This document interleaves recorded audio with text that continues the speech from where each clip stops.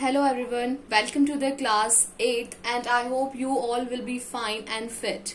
So let's start the chapter number 3 of your book Science, Fabrics and Plastics, Synthetic Fabrics and Plastics. Chapter का name है ये और इसके पहले हमने 2 चैप्टर और पढ़ लिए थे, micro organism and first chapter पढ़ लिया था हमने. तो ये आपका साइंस की बुक का चैप्टर नंबर 3 है. तो स्टार्ट करते हैं. Introduction. Let's start with the introduction. A material is a substance from which things are made. ठीक है. इसके पहले इस लाइन को समझने से पहले हम एक बार देख लेते हैं कि सिंथेटिक फाइबर और प्लास्टिक के बारे में आपको पता क्या है. ठीक है, आप जानते होंगे फाइबर्स का मतलब, बहुत सारे बच्चे जानते होंगे फाइबर्स का मतलब क्या होता है और प्लास्टिक्स क्या होता है. प्लास्टिक्स तो जो आपको पता है, ठीक है, प्लास्टिक क्या होता है और सिंथेटिक फाइबर्स क्या होते हैं. ठीक है, आपने अपनी प्रीवियस क्लासेस में भी पढ़ा था कि नेचुरल फाइबर्स, सिंथेटिक फाइबर्स. तो यस, वो इसी बारे में चैप्टर है पूरा कि ये बनते कहाँ से हैं, आते कहाँ से हैं. ठीक है, तो ये उसी बारे में चैप्टर है. बस थोड़ी सी इसमें क्या है, नॉलेज को इंक्रीज कर दिया गया है. आपको बहुत अच्छे से पूरा इसको अच्छे से बढ़ाया हुआ है इसमें. तो हम इसको स्टार्ट करते हैं. A material is a substance from which things are made. Material क्या होता है? एक substance होता है जिससे कि चीजें बनती है. We use lots of materials every day. हम बहुत तरह के materials हर दिन use करते हैं.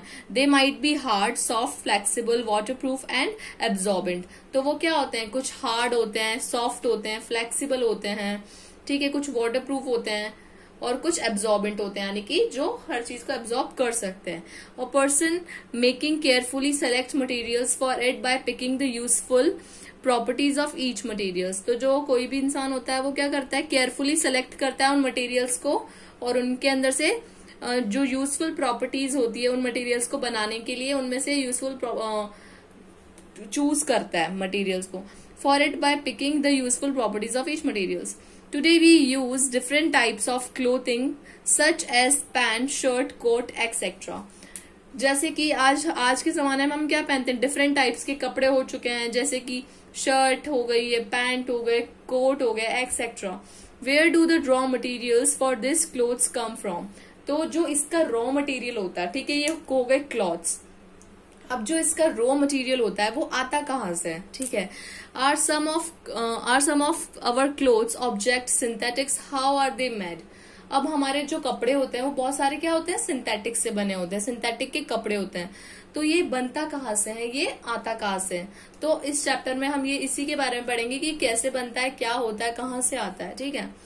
Clothes of the distant part were made from organic materials.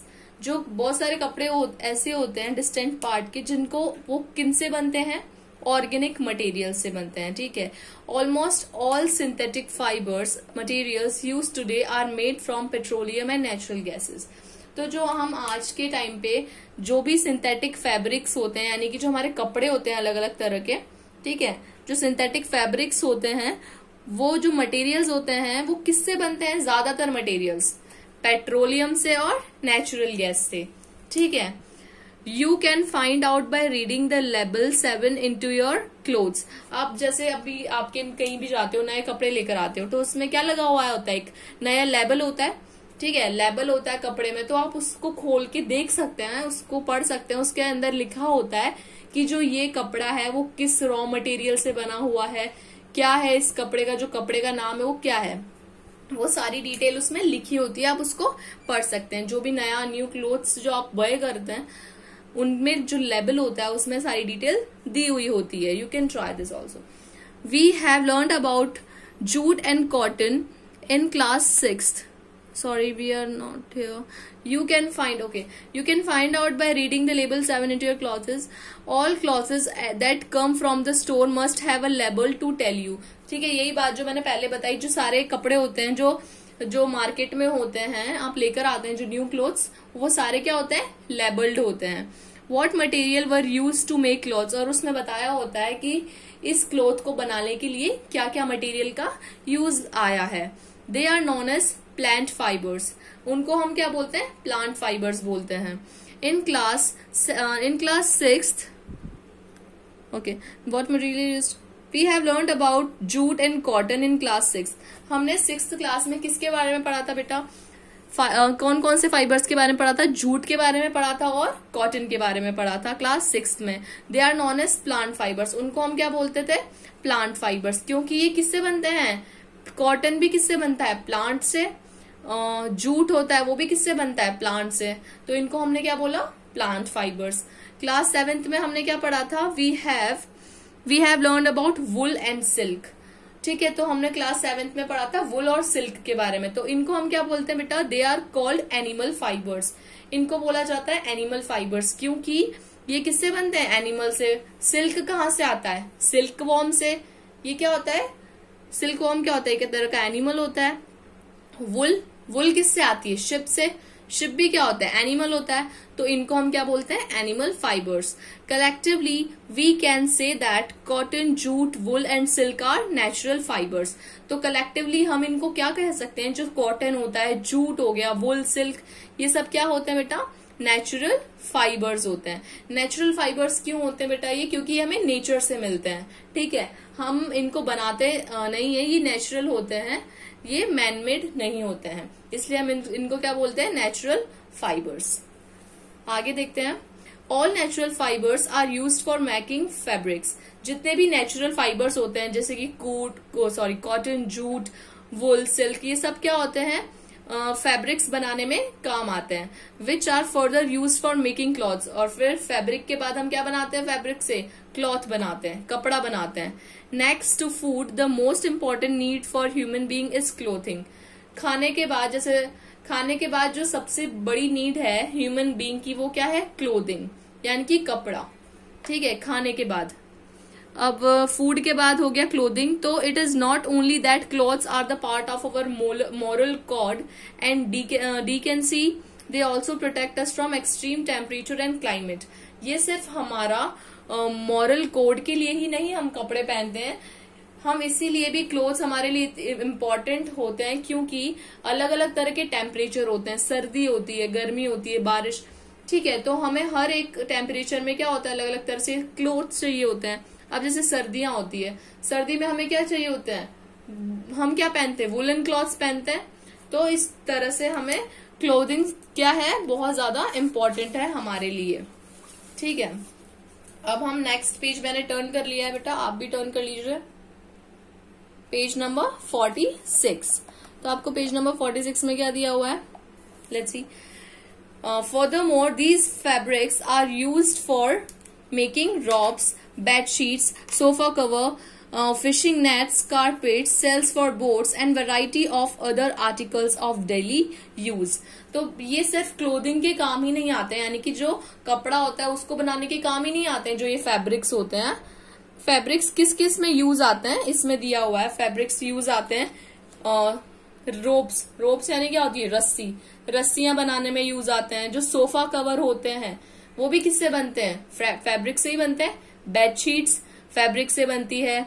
जो फिशिंग नेट्स होती है, फिशिंग नेट्स यानी कि जो मछलियां पकड़ते हैं जिससे, ठीक है, वो भी किससे बनती है? फैब्रिक से ही बनती है। कारपेट्स हो गई, सेल्स फॉर बोट्स, ठीक है, and a variety of other articles. जो हम बहुत तरह की वेराइटी होती है जो डेली यूज में लेते हैं, वो सब किससे बनते हैं बेटा?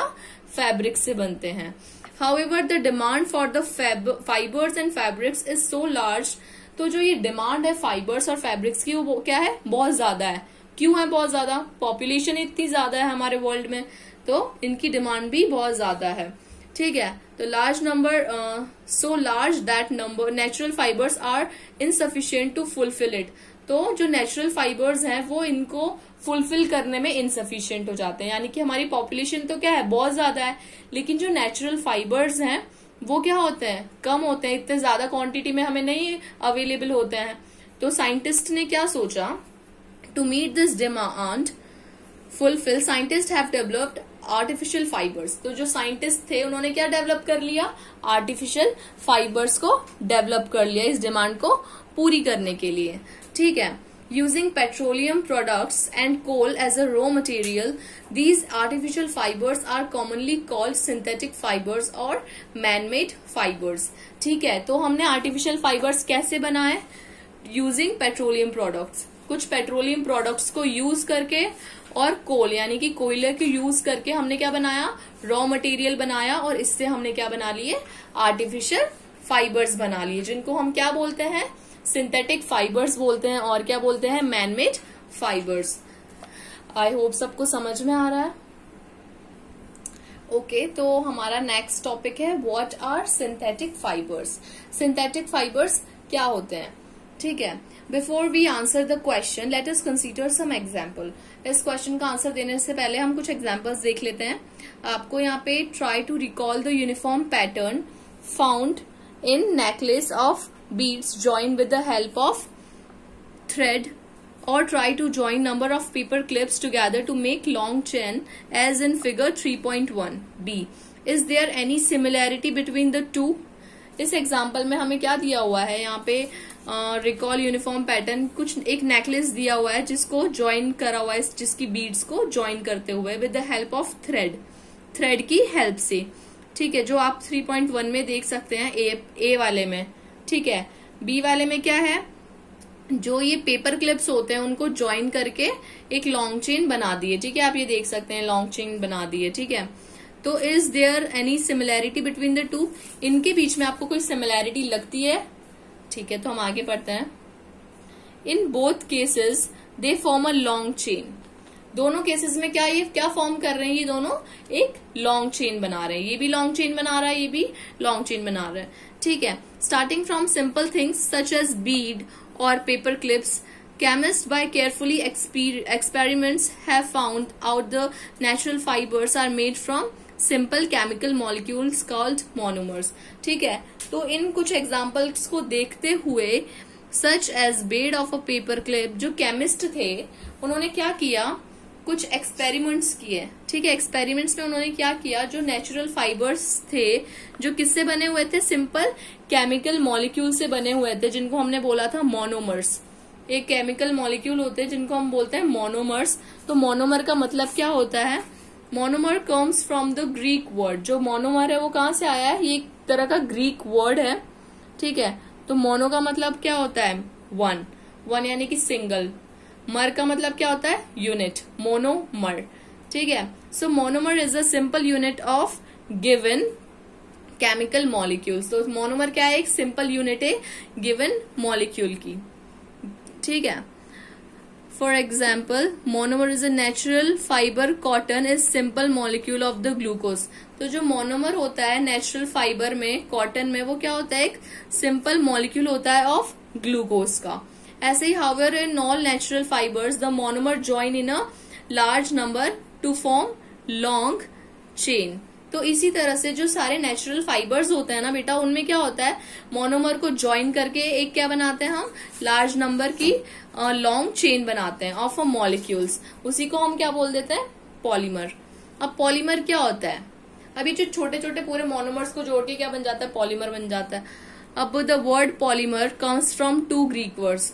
अब जो पॉलीमर है 2 ग्रीक वर्ड से आया है। पॉली मतलब क्या होता है, यहाँ पे लिखा भी हुआ है, पॉली मीन्स होता है मैनी यानी बहुत सारे। मर मतलब वही unit, MER mer unit, and poly means many.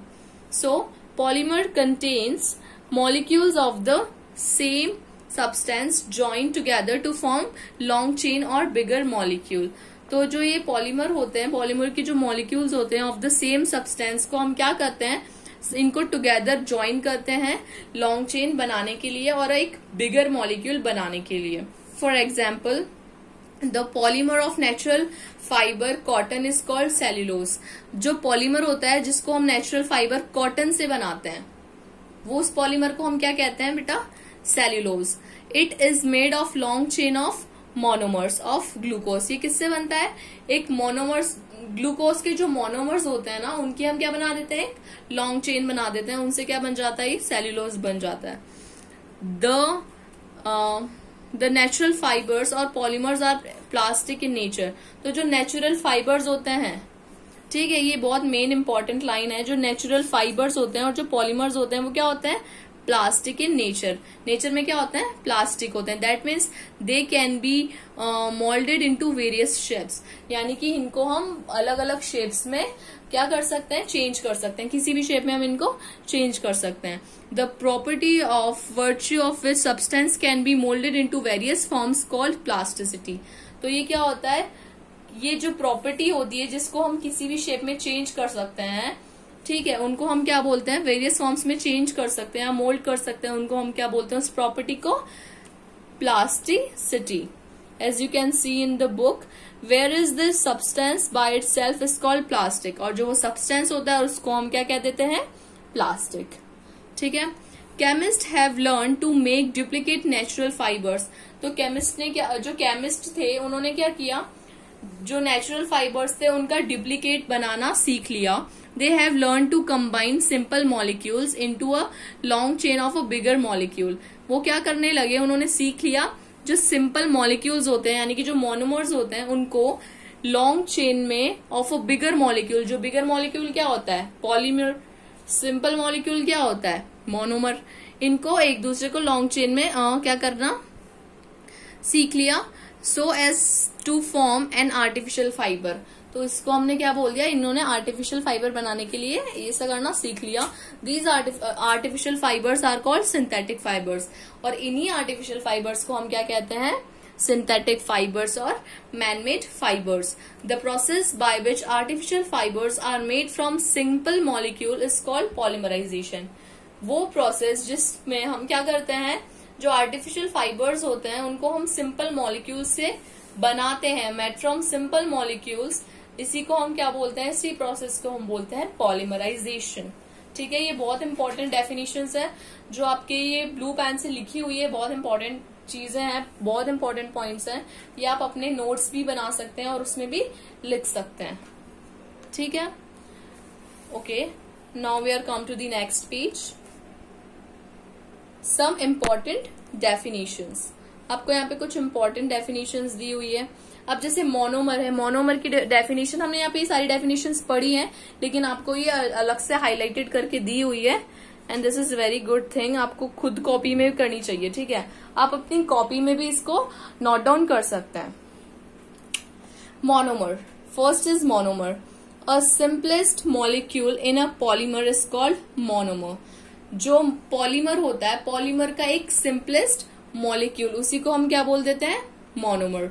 Polymer क्या होता है, the product formed by the combination of large number of monomer is called polymer.